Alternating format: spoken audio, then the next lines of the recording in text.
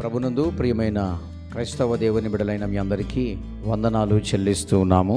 పరిశుద్ధ గ్రంథంలోని కీర్తన 99:5 వచనంలోని ఈ యొక్క మాట ఇలాగూ రాయబడినది: మన దేవుడిని యెహోవాను గణపరచుడి, ఆయన పాదపీఠము ఎదుట సాగిలపడుడి. దేవుని పిల్లలుగా, దేవుని కుమారులుగా, కుమార్తెలుగా మన దేవుడిని యెహోవాను మనము గణపరచాలి. ఎందుకంటే మన దేవుడిని యెహోవా సజీవుడు. ఆయన ఆరాధించబడ్డానికి యోగ్యత అర్హుడనై ఉన్నాడు. ఆయన పీఠము ఎదుట మనము సాగిలపడాలి, నమస్కరించాలని లేఖన వాక్యము సెలవిస్తుంది. దేవుని బిడలారా, దేవుని కుమారులారా, దేవుని కుమార్తెలారా, మన దేవుడిని యెహోవాను గణపరచడానికి, సాగిలపడడానికి క్రైస్తవులుగా చాలామంది కొన్ని అభ్యంతరాలు, ఆటంకాలని కనపరుచుకుంటారు. దేవుని సన్నిధిని ప్రేమించలేరు. ఆ సన్నిధికి రావడానికి ఏవో కొన్ని సాకులు చెప్పగలుగుతూ ఉంటారు. కానీ దావీదు కీర్తనకారుడు కావచ్చు, మోషే కావచ్చు, ఇటు వారందరూ ఇశ్రాయేలు వారికి చెప్తున్న మాట, మన దేవుడైన యెహోవాను కనపరచాలి, ఆయన పాదపీఠము ఎదుట సాగిలపడి